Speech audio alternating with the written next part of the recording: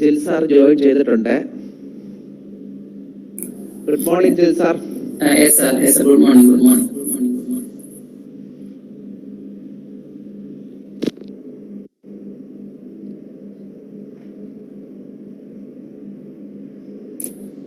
Sir അവിടെ എങ്ങനെയുണ്ട്, മഴ എങ്ങനെയുണ്ട്? ഇവിടെ നല്ല മഴയാണ്. ഇവിടെ നല്ല മഴയാ.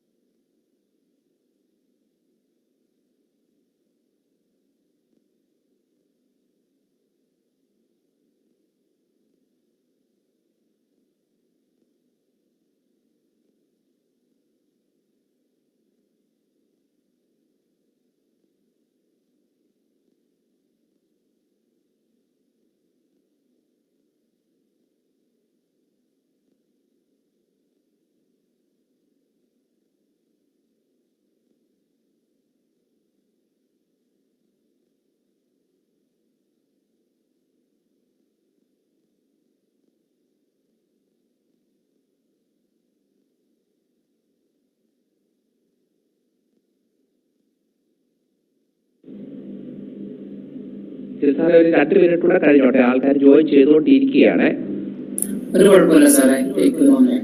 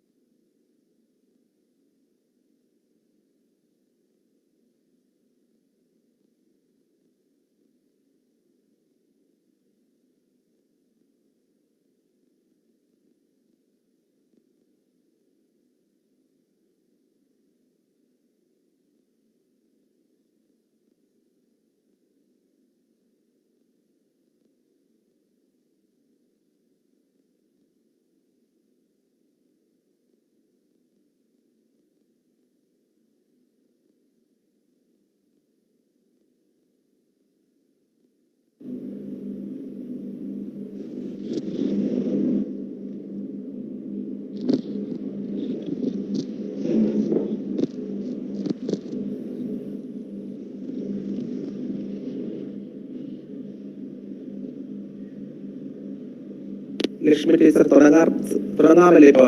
മസ്ന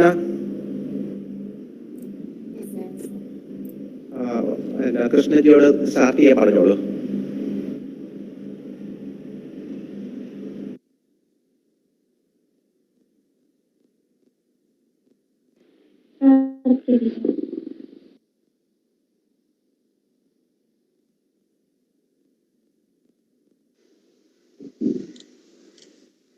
A warm good morning, everyone. My name is Krishnaja, semester 5 student of Mathematics Department, Mother Teresa College. Let's begin the session with a silent prayer.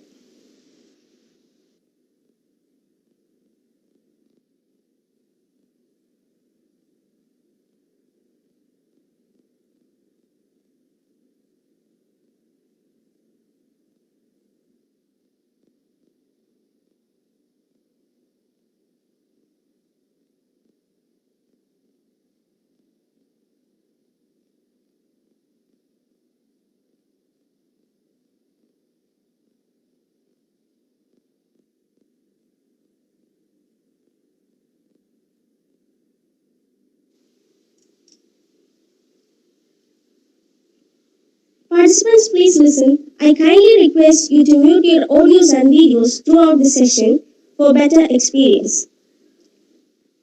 It's time to welcome everyone gathered here, for which I invite Dr. James Alexander, sir, Head of the Mathematics Department, Mother Teresa College. Sir, please.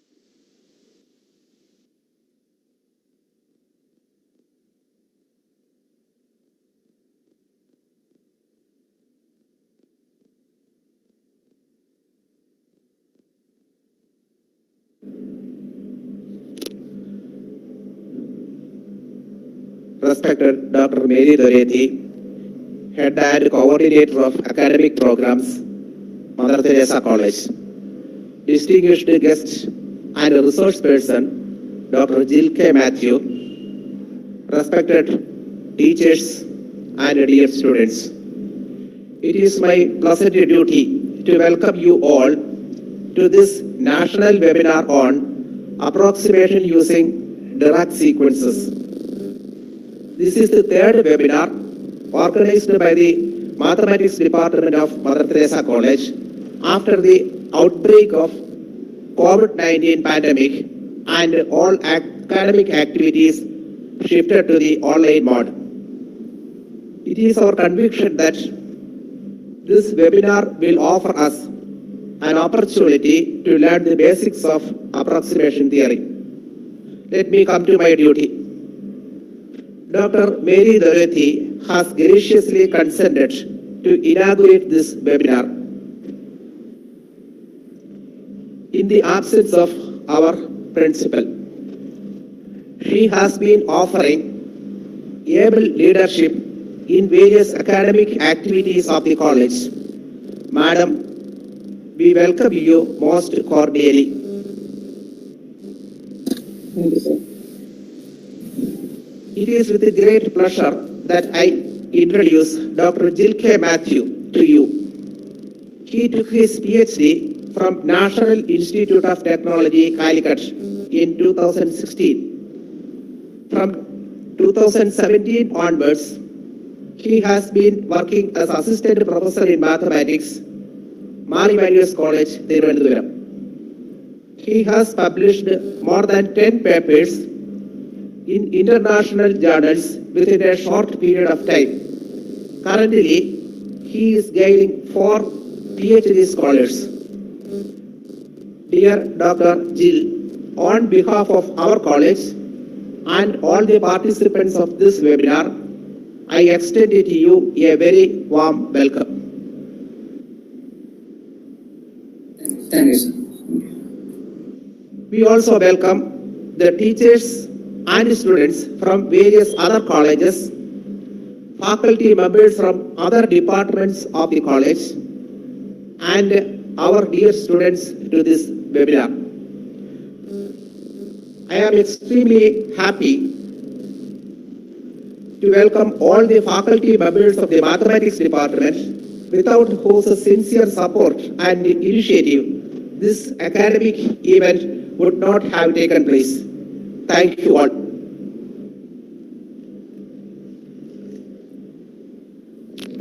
Thank you, sir. To officially inaugurate the session, I invite Dr. Mary Dorethi, ma'am, Head and Coordinator of Academic Programs, Mother Teresa College.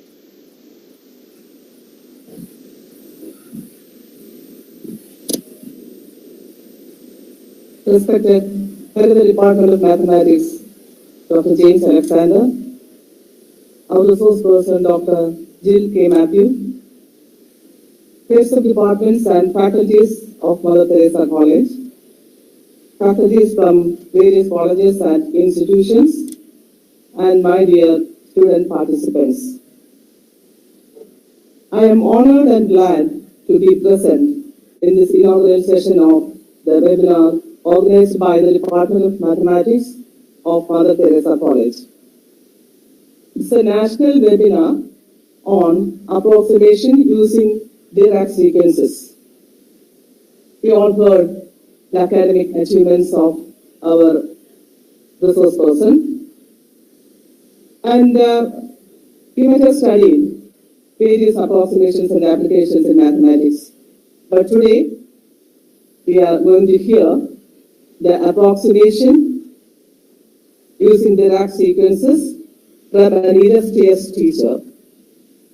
I am sure that all the participants will be benefited out of this webinar. I take this opportunity to appreciate and congratulate the organizers of this webinar, the initiatives they have put in, and also the effort that they have given to make this event a memorable one. On behalf of the whole Mother Teresa College community, and with the permission of all the participants, I inaugurate this webinar and I wish all success for this endeavor. Thank you. Thank you, ma'am, for your words. We are eagerly waiting to the words of our distinguished guest. So without much ado, I invite our resource person to make the session more live and useful. Hearty welcome Dr. Jill K. Matthew, Assistant Professor of Mathematics, Mar Ivanis College. Over to you, sir.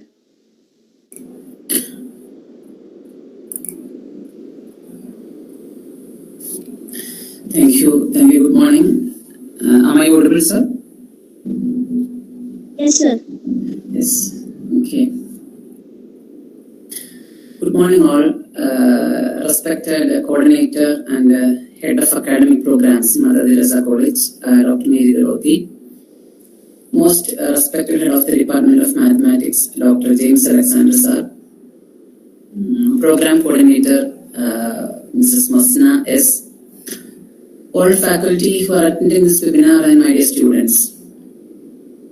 Before I move on to my lecture, I wish to thank the program coordinator and head of the department for giving me this occasion to interact with great mathematicians of the future. In this 45 minutes lecture, my aim is to give you an idea about approximation of continuous functions by Dirac sequences and its advantages over other approximation techniques. Naturally, there are many approximation techniques are available in literature, and you have learned so many of them. So we are studying an approximation using Dirac sequences. So naturally, there must be some advantages and privileges over the existing techniques. Then only this talk and lecture will be relevant. Okay.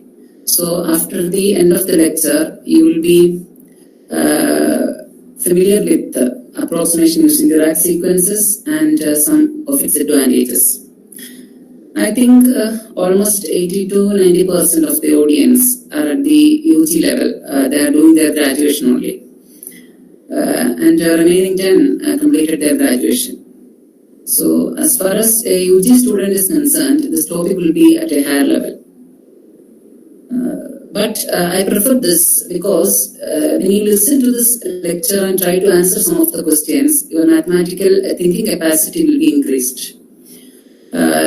It's an absolute truth. You can watch how the basic notions of analysis which you have studied are influencing higher mathematics. You can correlate many of them. For a smooth and better understanding, I divide this lecture into 4 parts. In the first part, I will concentrate on basics of approximation, where you can understand the need and what you have already learned about approximation. Here, I think the first and second year students can enjoy their best in the first part. In the second and third parts, I will concentrate on some background works. Background works means background for our study using Dirac sequences. Backgrounds are convolution and Dirac sequences. So in the second part, I will be concentrating on convolution, and the third part, I will be concentrating on Dirac sequences. In the last part, that is in the fourth part, I will use Dirac sequences to achieve our goal through convolution. So as most of the audience are UG, it's my duty to keep you all attentive. So naturally some questions and discussions will be there during the lecture to ensure only that all of you are following in the correct orientation. Okay, so with these words, can I move on to my presentation, sir? James, sir? Yes. Okay, sir.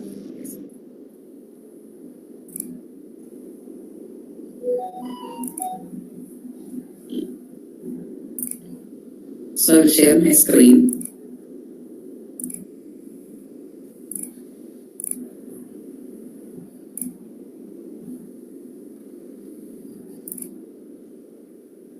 So, is it visible?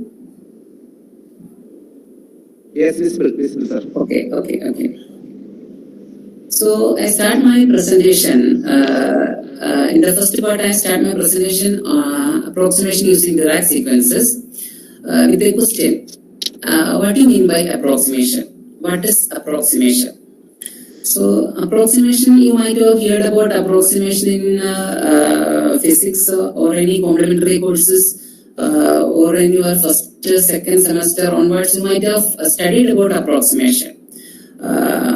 Sometimes you have used the term approximation. So what is approximation? Approximation is just a compromise. A compromise between what? A compromise means it's an agreement, it's an adjustment. Compromise. It's a compromise between two things, a complicated thing and a simple thing. Okay, so handle complicated thing is very difficult. Okay, so actually we have to take a compromise between the complicated thing and the simple thing. That is, we are replacing the complicated matter by the simple matter. That is approximation. Okay. So many examples are available. You have studied from your upper primary onwards. That is, you have approximated pi. Pi is very much complicated number. Actually, it can be written very simply in a simple manner, pi, but it is very complicated. So the approximation you have used is 3.14. So whenever you write 3.14 instead of pi, actually you are using an approximation. Okay. So this approximation is being used from your upper primary onwards. Now, coming to college, a local replacement of a nonlinear smooth curve by a tangent at the center of the locality. So actually, you can replace by a smooth curve. Smooth means geometrical smoothness is actually analytical differentiability. You know all these things. Geometrical smoothness can be considered as analytical differentiability. So this locally you can replace a nonlinear curve. A nonlinear curve will enjoy some difficult properties. So it can be replaced. If you can replace by a smooth tangent curve at that point, then you can approximate that curve by the tangent. Clear? So all these works in your first and second semester. You are familiar with all this. Now, if you can replace a differentiable function by a polynomial of any degree. That is very important.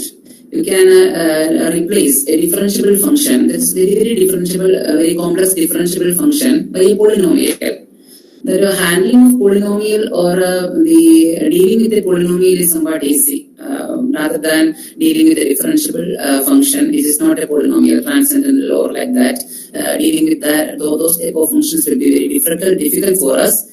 If you replace by a polynomial, then study will be easy, clear. But there is an approximation, clear.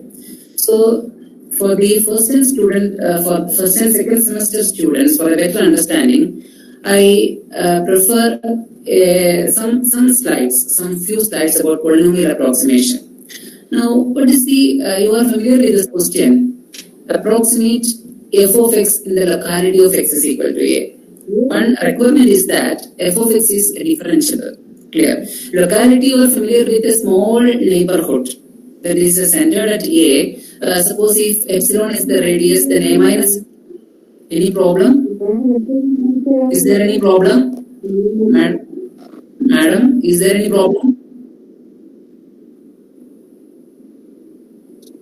Okay, let me continue. Yes. Okay. So approximation of f of x in the locality of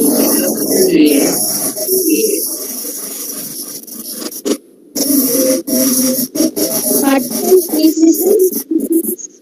Please. Okay, sir, continue. Okay.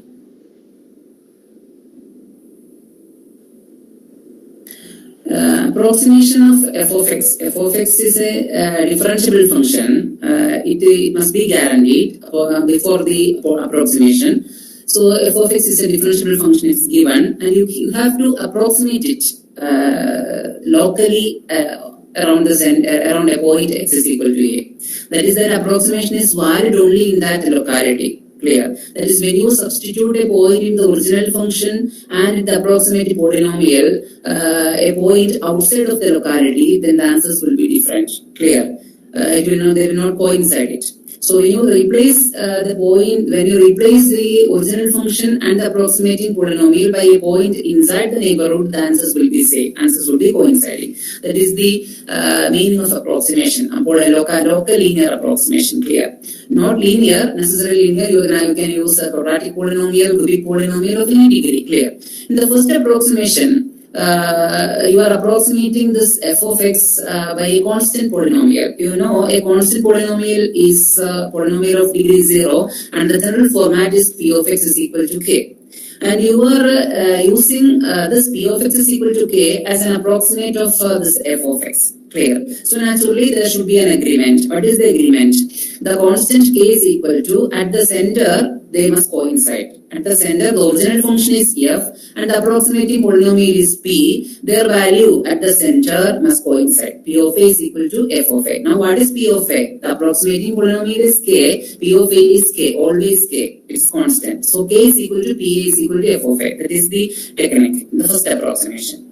Now coming to second approximation, that is, you are using a linear polynomial for the approximation. Now what is the general format of the linear polynomial? K plus L into x minus a. K plus L times x minus a. That is the, since we are approximating at the locality near around x is equal to a using power x minus a. K plus L times x minus a. So here two agreements are there. K is equal to P of a is equal to f of a. Clear. Now come to the second agreement. L is equal to P dash a is equal to f dash a. Clear. There is a P dash and f dash. P prime and f prime are the derivatives, first order derivatives. So this is the necessity for the for first agreement. F must be differentiable. Since we are using derivatives in all our discussions, in the second approximation onwards, we will be using derivatives. So that fundamental requirement must be very essential. In the third approximation, that is approximation we are using a quadratic polynomial. The general form is k plus L times x minus a, or m into x minus a square. Not m by 2 is needed. M into x minus a square, where k is equal to p a is equal to f a, L is equal to p prime a, f prime a, m is equal to p double prime a, f double prime a. That is the agreement.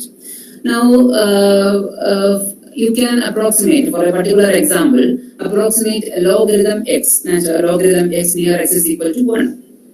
First you take the approximation of polynomial of degree 0. Then the agreement is p of 1 equal to f of 1 coinciding with k is equal to 0. That is log 1. You know it, log 1 is 0. Then that is 0. That is y is equal to 0. The x-axis is the approximation.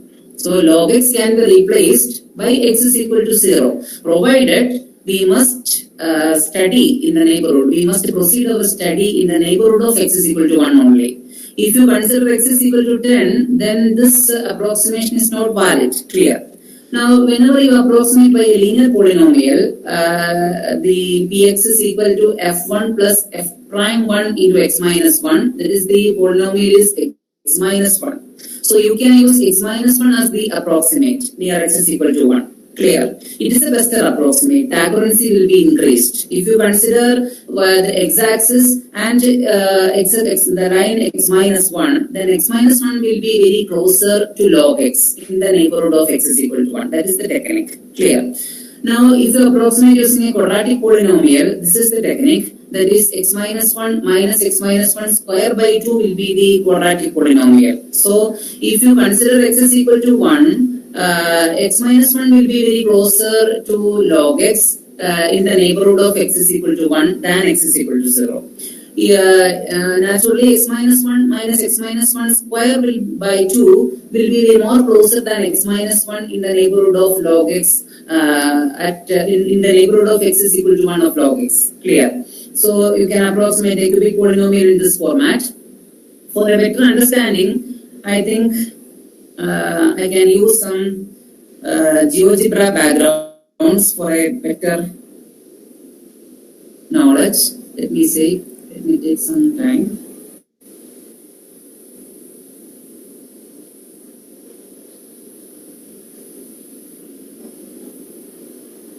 Okay.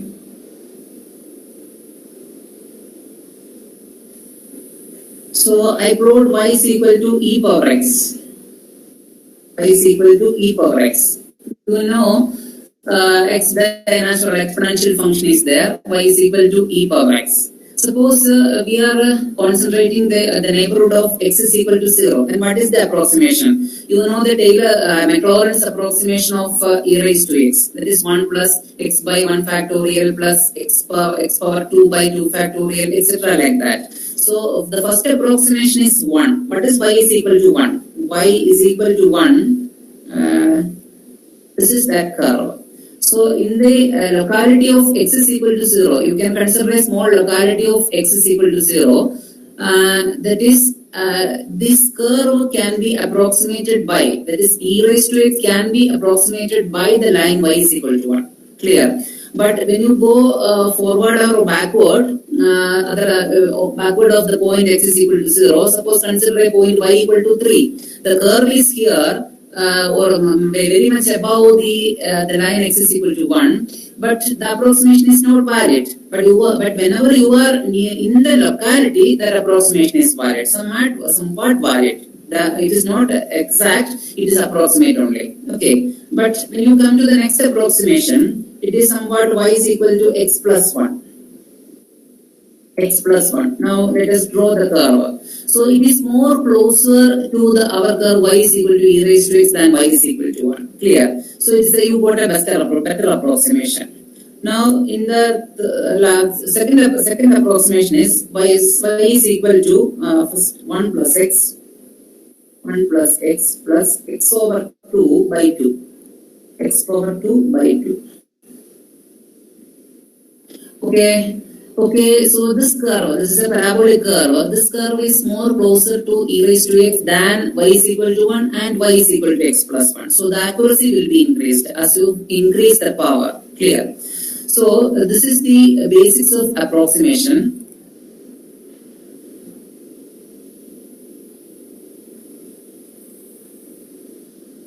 Now come to our slide.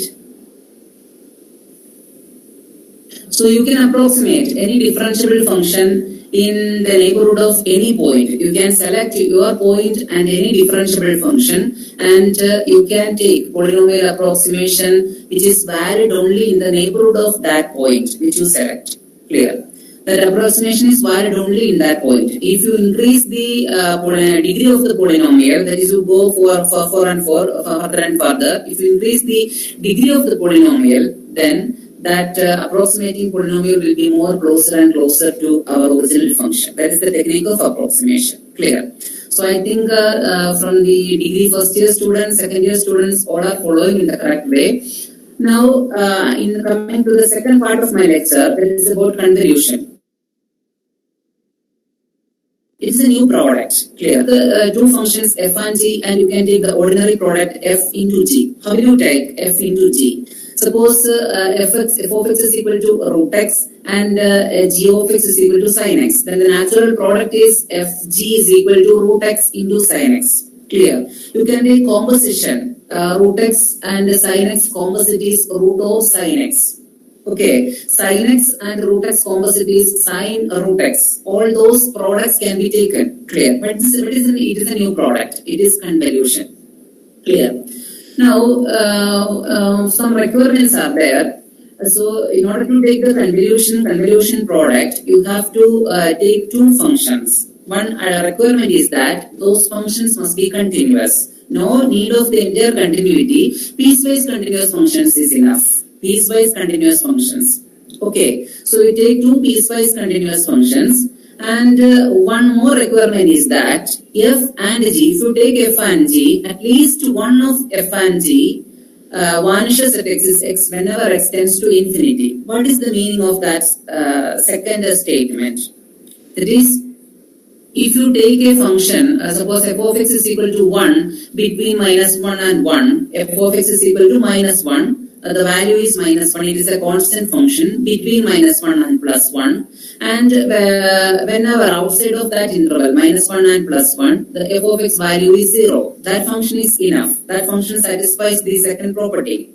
That is, it vanishes whenever x tends to infinity. Clear? So if you take any finite interval and in the f of x assumes a value on that finite interval, outside of the interval, if it assuming 0, then there is no problem. That function is sufficient. Clear? So you take two continuous function, piecewise continuous is enough, and at least one must vanish as x tends to infinity.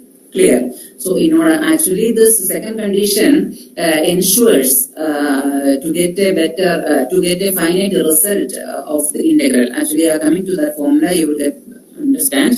The definition of the convolution is f star g of x. This is a notation. F star g, it's a minus infinity to infinity integral minus infinity to infinity ft g x minus t dt. That is, you replace x by x minus t in the first function x by t, in the second function x by x minus t, take the ordinary product multiplication times dt, that is integral minus infinity infinity ft gx minus t dt. That is the definition. Okay, so at least one must vanish out as x tends to infinity, then only you will be getting a finite integral. Clear?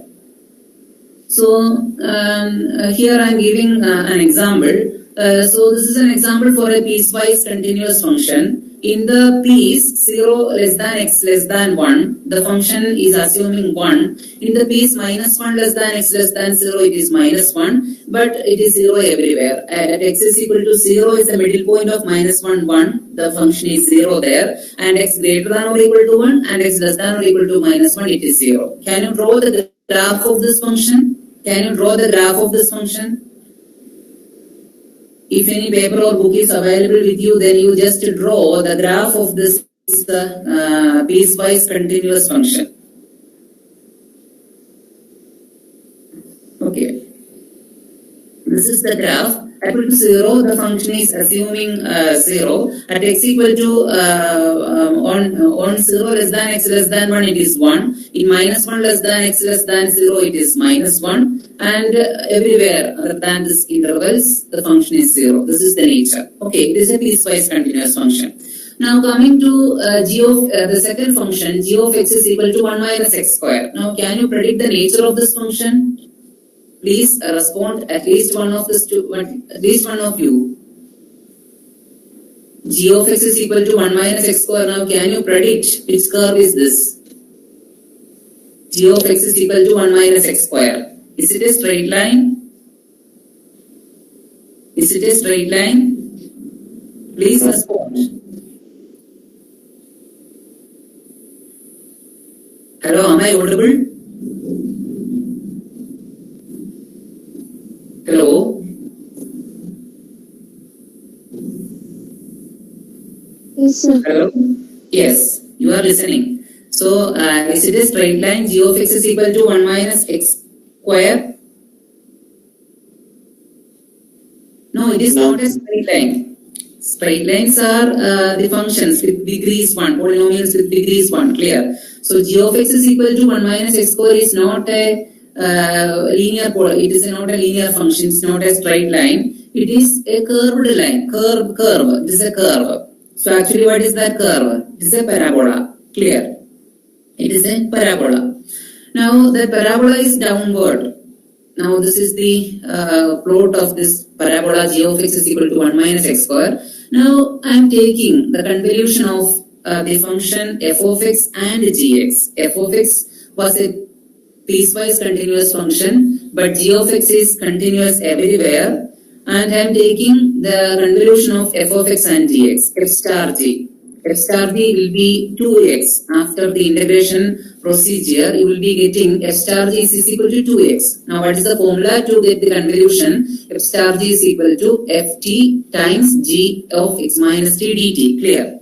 That is in the, there are two intervals, -1 to 0. In -1, 0, f is 1. Clear? Sorry, -1. So f of t is -1. It is a constant function, x minus t square dt plus 0 to 1, 1 minus x minus t whole square dt. Then after some manual calculations, you can get it is 2x. Clear? So you can do this calculation. I think it is best for you to enjoy this class. Okay, so f star g is equal to 2x, and if I plot this f star g, you will be getting a straight line which is passing through the origin 2x. Clear? F of x is f star g is equal to 2x. So it is continuous everywhere. Clear? So f was piecewise continuous, g was a nonlinear curve, but its convolute is a straight line. Clear? Okay, now another important result is that if you take all the piecewise continuous functions such that f of x tends to 0 as x tends to infinity, that means what? You are familiar with your normal distribution.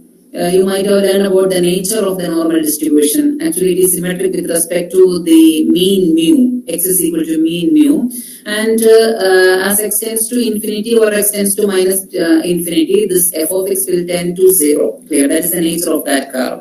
Okay. So you consider all those type of functions. F of x, you consider all f such that f is piecewise continuous. F of x tends to 0 as x tends to infinity. Our example, our previous example f, you can take that f is coming under this collection delta. Okay, so you denote that collection by delta, and I am equip this delta with an operation. Clear? What is the operation? The operation which is familiar to you, f star g. Clear? So I take a collection. In that collection, all the elements are f. The two necessities to take the membership in that collection are f of x tends to 0 as x tends to infinity, and f must be piecewise continuous. So all those continuous functions will be naturally coming to this delta. Piecewise continuous functions will be there. Clear? So I equip this delta by an operation. Equip this delta by f star g. Okay, now this star is bilinear. Now what is bilinear? F star g1 plus g2 is equal to f star g1 plus f star g2. Clear? That is, you are taking two functions g1 and g2, g from delta. That is, g1 is piecewise continuous and g1 tends to 0 as x tends to infinity. So you can take the sum g1 plus g2. You can take the convolute f star g1 plus g2. It will be same as f star g1 plus f star g2. Now, if you operate with the star on the right side, what happens? That is, you are taking two functions f1 and f2, f1 plus f2, sum of two functions, ordinary sum. You can take f1 plus f2 star g is f1 star g plus f2 star g. That is bilinear. That is linear in both directions, bilinear. Clear?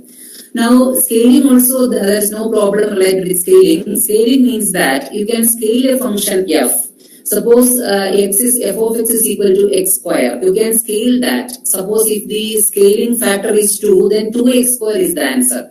You can scale in the reverse direction. You can take the scaling factor as -1. That is -1 times x square. That is the new answer. Clear? You can scale by 3.5 x square. So in general, the scaling factor is alpha f star g. Alpha is a scaling factor. It is a real number. If you are in real numbers, you can take real numbers. If you are in complex numbers, you can take complex numbers. Clear? Alpha. So alpha times f. It is a new function. It will be again a member of this delta, and g is already a member of this delta. Alpha f star g is equal to f star alpha g is equal to alpha f star g. Clear? That is there's no problem. Now coming to associativity, f star g star h is equal to f star g star h. All these are, there's no problem related with all these properties. Finally, f star g is equal to g star f. Now I am concentrating on that. F star g is equal to g star f. What is f star g? The answer is integral minus infinity to infinity f of t g of x minus t dt. Now what is g star f? G star f is equal to integral minus infinity to infinity g of t into f of x minus t dt. Now, can you prove that f star g is equal to g star f? Actually, it is a first degree, actually it is a problem which is suitable for a first semester students. Integral minus infinity to infinity f of t g of x minus t dt is equal to integral minus infinity to infinity g of t f of x minus t dt. Yes, you can prove both of them are same by the substitution u is equal to x minus t. You please note down that substitution. For the time being, I am leaving that proof u is equal to x minus t, and you can prove that f star is equal to g star f. All the other properties can be proven. Clear? So this delta I equipped delta with all the properties of an algebra. Clear? Now algebra is a branch of mathematics. Before that, when you study further and further, when you are in the MSc level or final year BSc, you will be familiar with a collection of sets with an algebra that is we call that is an algebra. Clear? So all these are the axioms when in order to call a particular set as an algebra. Clear? So what is the present algebra? This delta is an algebra along with what? Under this star. It is a commutative algebra. Okay, commutative means it satisfies the commutativity property. Clear? Now my question is that this is the main problem. So this delta is a commutative algebra, or if you are taking R to take the scaling factor, if you are taking the scaling factor from R, then you can call this delta as a commutative algebra with respect to star over R. If you take the scaling factor from C, alpha from C, you can call this delta as a commutative algebra with respect to star over C. Clear? Now what is the unit element in this delta? Now, is there any answer? Now, what is the unit element? F star something is equal to F. Okay. Now, if you consider the ordinary multiplication, now what is our identity? What is the unit element? F of x is equal to x square. And what is the unit element in order to achieve that? F of x into something is equal to f of x.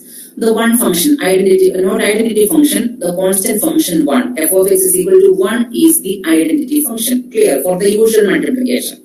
Now this is not the usual multiplication. F star something is equal to f. That is any answer? Actually, there is no answer. There is no unit element of this algebra, but there is an approximating one. That is our aim of this lecture. Clear? Finding this unit element. After the end of the lecture, you will be familiar with that unit element, approximate unit element. Actually, there is no exact unit element, but you can find an approximate one. Clear? So, this is the now coming to the second Dirac delta function. Now, have you heard about the name of this scientist? Have you heard about anyone? Please respond. Do you know this famous scientist? Just make a guess.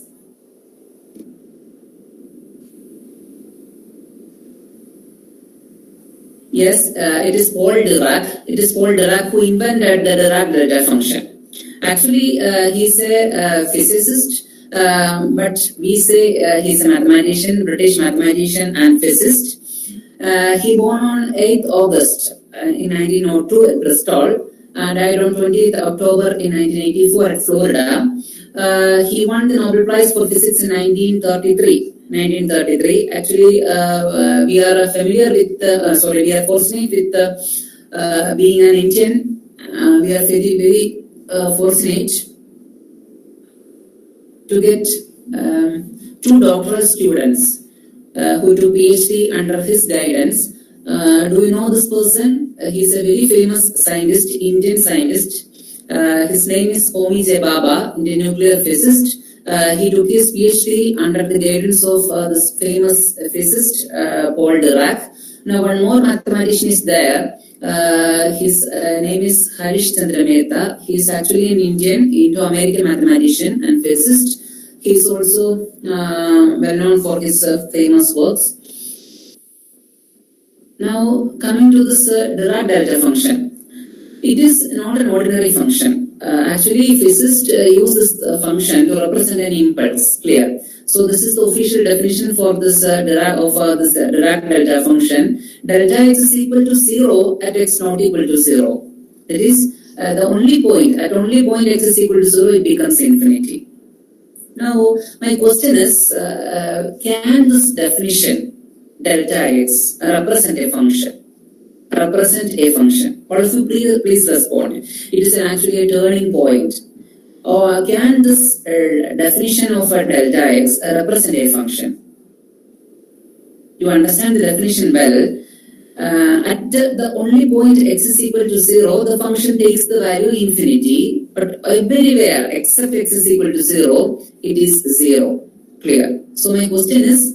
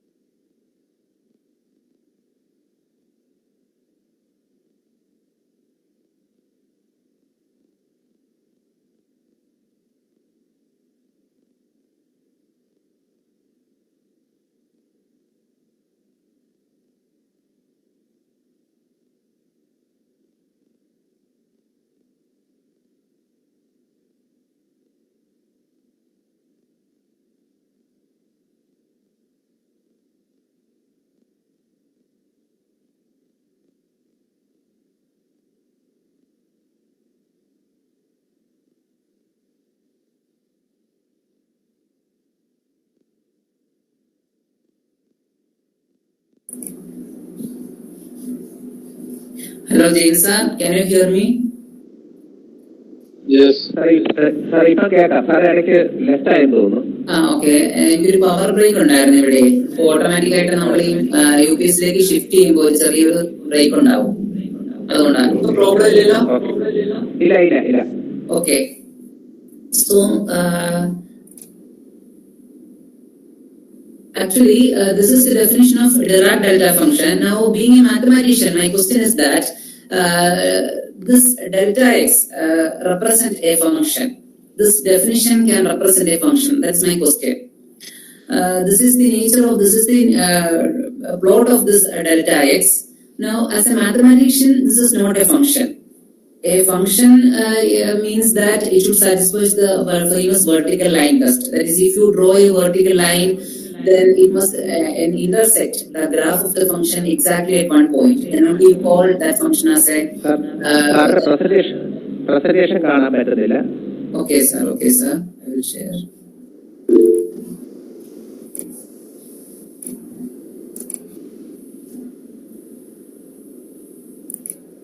I think it is okay now. Okay. Okay, then there is no problem. This is the plot of the function. This is the plot of delta x. Clear. So we mathematician do not call this delta x as a function. Why? We call a function delta x. We call any function, any formula, any graph as a function. Whenever or only when, if you draw a line, vertical line, it should meet exactly at one point. Clear. So here delta, when you draw the graph, a vertical line parallel to, through the line y-axis, through the line x is equal to 0, then it intersects the graph at infinity many number of points. So our official, this is not an official definition for a function, and so it created a lot of disturbance in the mathematics community from 1930 to 1940. Actually, mathematicians never enjoyed this definition. They didn't consider this delta x as a function. Clear? So, the official legalization of this function as a function was made by Laurent Schwartz. He is a French mathematician born on 5th March 1515 in Paris, died 4th July 2002 in Paris. He won the Fields Medal. It's actually the Nobel Prize for Mathematics in 1950, and he called Dirac delta as a distribution or generalized function. Even though in mathematics background it is not even a function, but he legalized the definition. It is actually the origin for the calculus of distributions. Okay. Now, what are Dirac sequences? A sequence means a collection of an even number of functions, an infinite number of functions, countably infinite number of functions. Clear? So Knx is a sequence of functions. Kn from each Kn is from R to R such that Knx should be greater than or equal to 0. Each member of the sequence must be greater than or equal to 0. And when you integrate from minus infinity to infinity, the value of Knx is equal to 1 for all n. Clear? So this is now the third property is that for each epsilon greater than 0, there is a delta greater than 0 such that you can read it. But as in a layman setting, the area under y is equal to Knx becomes more and more concentrated at the origin. That is the meaning of which can be understood by a layman setting. Clear? So the first property is that Knx greater than or equal to 0. And whenever you integrate from minus infinity to infinity, the area under that curve should be 1, and the area must concentrate towards the origin, clear as sentence, to infinity. So if three conditions are okay with the sequence, then that sequence can be considered as a Dirac sequence. Now this is a rough plot for a Dirac sequence. Now Knx, it satisfies all the first property, Knx greater than or equal to 0. When you integrate minus infinity to infinity, the area under this curve will be 1. And when you go consider K1x, K2x, K3x, etc., you are going like that. As n tends to infinity, K1000, K10,000, many infinite number of functions are available with you, K1 lakh, K1 crore, K10 crore, etc., like that. So the area under y is equal to Knx, getting more and more concentrated at the origin as n tends to infinity. Okay, so these three conditions are okay with this plot. So this plot represents a sequence of a sequence, and you can call the sequence as Dirac sequence. Okay, you can form any sequence, or you can make any sequence satisfying the first two properties as Dirac. Clear? I will come to that point. So from this plot itself, you can call all Dirac sequence consists only of even functions. Even function means what? You can call a function even. F of x is an even function when f of minus x is equal to f of x. F of minus x is equal to f of x. That is, it must symmetric with respect to the vertical line x is equal to 0. Clear? So all Dirac sequence consists only of even function. Now, these are some examples. Knx is equal to n by pi times 1 plus n square x square. This is one example. Now, this satisfies all the properties I said earlier. Knx greater than or equal to 0. Integral minus infinity to Knx dx is equal to 1. Now, how will you get that? Integral minus infinity to infinity n by pi into 1 plus n square x square dx is equal to 1. Yes, you can use the substitution. Nx is equal to u, and use that substitution minus infinity to infinity. Knx dx is equal to 1. You can prove that. Now, coming to the next sequence, if Kx is any function with two properties, with the first two properties, Kx greater than or equal to 0 and integral minus infinity to infinity Kx dx is equal to 1. That is, the third property is not satisfied. This function Kx only satisfies the first two properties. Clear? Then I can construct a new sequence which is a Dirac sequence from this function. How will you construct that? It is very useful. Knx is equal to nknx. Clear? So in the actually the variable is replaced by nx, and you multiply with a number n. That is a sequencing number. Clear? Knx is equal to nknx is a Dirac sequence. Now, our famous Gaussian distribution in statistics, you might be familiar with this function Gaussian distribution. Kx is equal to 1 by root of 2 pi into e power minus x x square by 2, it is a Gaussian distribution. Now here you can, it satisfy all the first two properties, kx greater than or equal to 0 and integral minus infinity kx dx is equal to 1. Now you form a new sequence, knx is equal to nknx. By this formula, it corresponds to a Dirac sequence. Clear? So if you are provided with a function kx satisfying kx greater than or equal to 0 and integral minus infinity to infinity kx dx is equal to 1, then from that function you can form a Dirac sequence. Now all the ingredients are ready. Now I think time is over, but I will take some 10 to 15 minutes. Sir, is it okay with you? Okay. Take your own time. Okay, sir. Okay, thank you. Now all the ingredients are ready.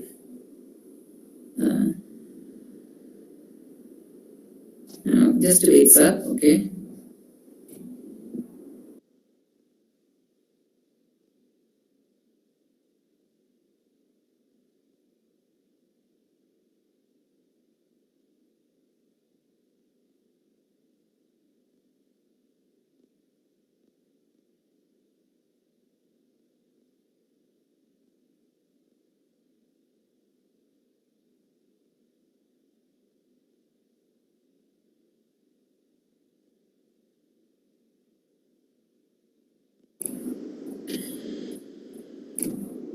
Okay, sir. Sorry for the disturbance. Now I think it is visible. Am I right? Yes. Okay. Now all the ingredients are ready. We are at this moment, we are familiar with the convolution and Dirac sequences. Now we are searching for our unit element in delta. Actually, you might have remembered that slide. Delta is the set of all collections, set of all functions which are piecewise continuous and tends to 0 as x tends to infinity, and it forms a commutative algebra. And you can find, my question is that can you find a unit element in that algebra? Actually, it is no, you cannot find a unit element for that commutative algebra, but you can find an approximate one. Clear? Using this convolution techniques and Dirac sequences. Okay, we use the first ingredient convolution to get an approximation, and this is the statement. This is the general approximation theorem. Let f be a bounded piecewise continuous function on R, and the sequence kn star f. You are familiar with this star. Okay, so a bounded piecewise continuous function is there. F. It is not linear. It can be any function. The only two properties are it should be bounded. It should be bounded means that it does not go to infinity. Whenever you replace x by a particular value, you will be getting a finite value. That's modulus of f of x less than infinity. We mathematicians denote bounded functions like that. F b is a bounded function. It is a piecewise continuous function. One sequence is available with you, that is the Dirac sequence. And now you take this convolution of kn and f, that is k1 and f, k1 star f, k2 and f, k2 star f, k3 and f, k3 star f, etc. And that sequence converts to what? F. That is the general. So you can use kn star f as an approximate of f. Clear? You can use k2 star f as an approximate of f in a better accuracy. You can use k3 star f as an approximate of better accuracy than k2 star f. Clear? So have you identified the unit element? Now kn star f limit tends to infinity, kn star f is equal to f. So what is that unit element? Each kn is acting as the unit element. So you can take any Dirac sequence and any member belongs to that Dirac sequence is acting as the unital element of that algebra. Clear that? Okay, now so I'm going to this proof kn star f minus f of x. Our idea is that actually we have to prove that kn star f minus f less than infinity. So kn star f minus f. Actually, I'm proving that the distance between kn star f and f is less than a very small quantity. In that way you can get the proof. It is very simple, and there are lots of applications for this general approximation theorem. First one is Weierstrass approximation theorem. Here we are using the knx. Kn actually kn is a Dirac sequence. This is the Dirac sequence. What is the Dirac sequence? 1 by Cn 1 minus x square power n in minus 1 less than or equal to x less than or equal to 1, where Cn you have to take it as minus 1 to 1 minus x square times n dx. If you proceed with this Kn, this Dirac sequence, then you will get Weierstrass approximation. Similarly, when you consider another Dirac sequences, you will be getting Fourier series, harmonic functions, heat, kernel on the real line, etc. are many applications. Actually, this is a series of talks. Actually, this topic is for consists of in my knowledge, more than 10 lectures will cover this topic here. This advantages of Weierstrass approximation. Now, one more theorem in literature is that the Stone-Weierstrass theorem. Every continuous function defined on closed interval AB can be uniformly approximated by polynomial. It is already in the literature. This is Stone-Weierstrass theorem. Now, in this lecture, we have proved that using Dirac sequences, you get a polynomial approximation. That is Weierstrass theorem. Clear? Actually, you must notice the difference. In the general approximation theorem, you can approximate f to kn star f. You can approximate any bounded piecewise continuous function to kn star f. It need not be it need not be a polynomial of any degree. But when you have to get, the basic requirement is that when you have to get the approximation as a polynomial, you must use what? Knx as a Dirac sequence as this particular kn. Clear? Okay, Weierstrass approximation. In Weierstrass approximation, you are getting the approximation as a polynomial.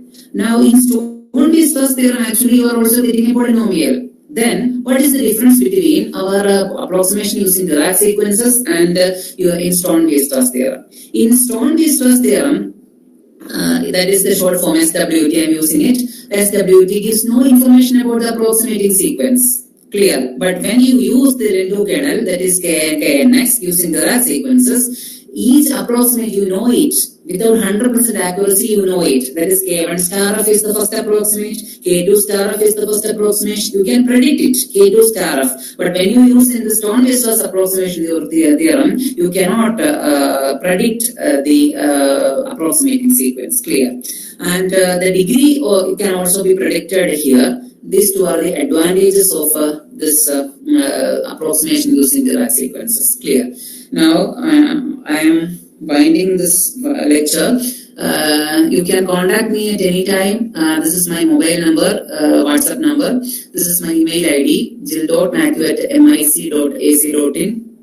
Now, thank you for your patient listeners. May God bless you. And one thing I have to advise is that be true learners and true lovers of mathematics. Be true learners and lovers of mathematics. Okay. Thank you. Thank you, sir. Thank you. If any questions are there, then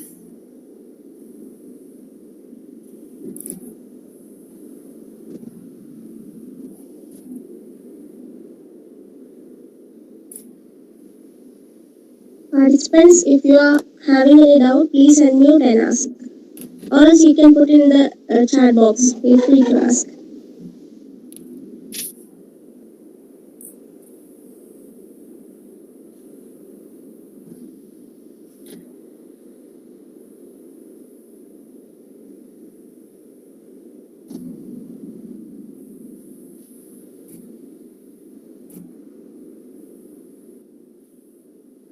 actually, sir, if enough time is available, then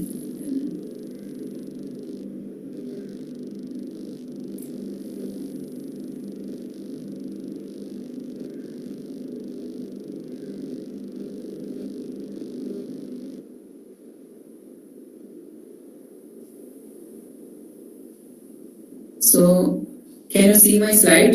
Can you see my slide? Right? Yes. Screen, okay.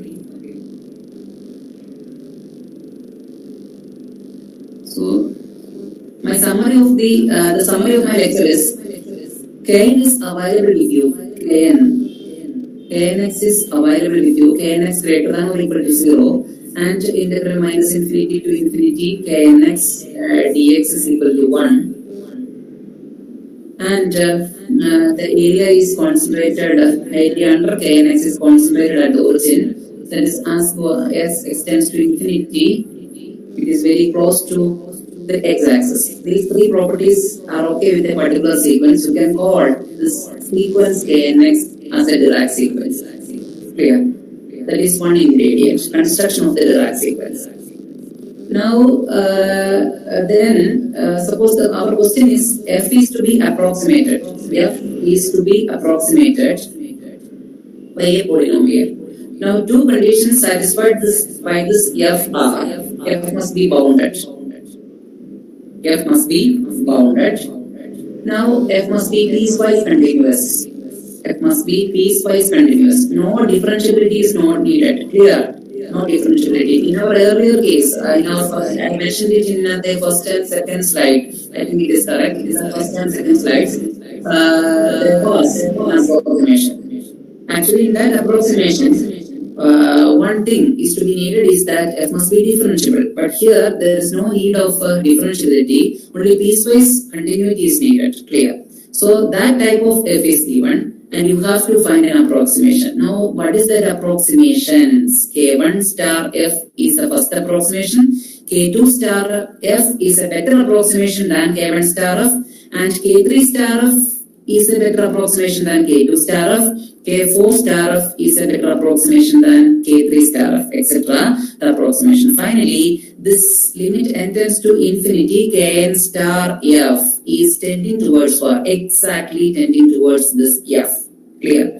That is the approximation using Dirac sequences. Okay, this is the general approximation theorem. If you are using Kn by the Lendu kernel, LANDU, Lendu kernel, I use that formula in my slide. Knx is equal to 1 by Cn times 1 minus x square the whole power n in minus 1 less than or equal to x less than or equal to 1, where Cn is equal to integral minus 1 to 1 minus x square. If you use that kernel for this approximation, you will be getting what? Polynomial approximate. Each K1 star, Kn star f will be a polynomial. So, if you need polynomial approximation, you must use what? Kn.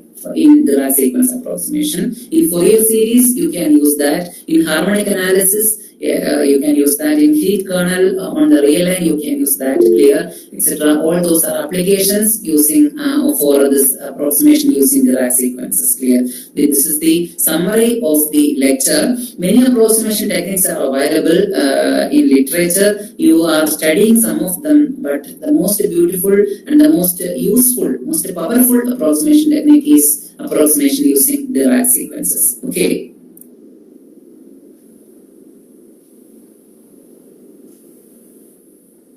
Sir, I think it is clear. If you have any doubt, you can ask me.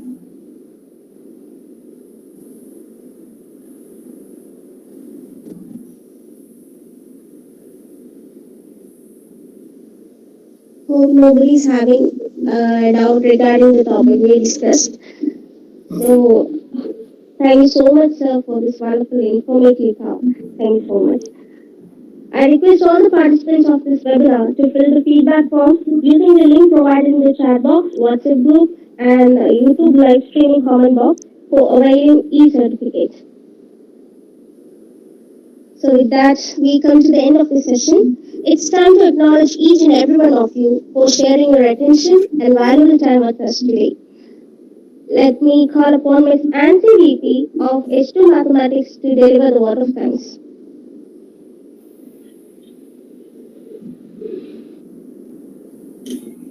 God.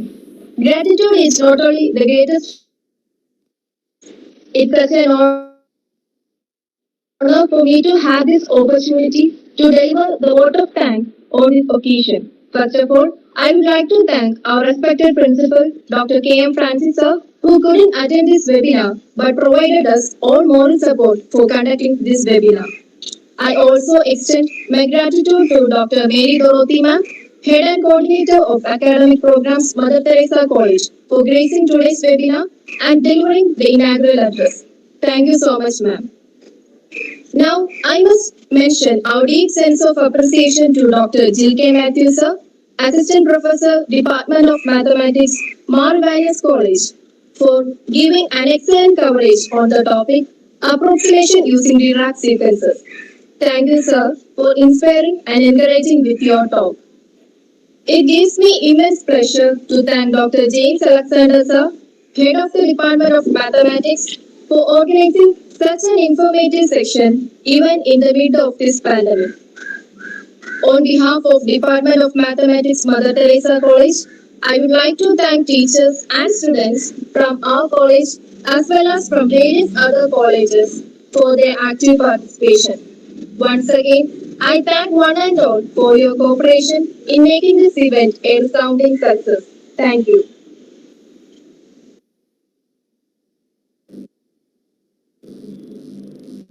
Thank you, Jill, Thank you, sir. NC. I remind everyone to fill the feedback form.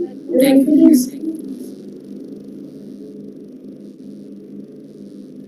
Thank you so much for making this possible. Thank you.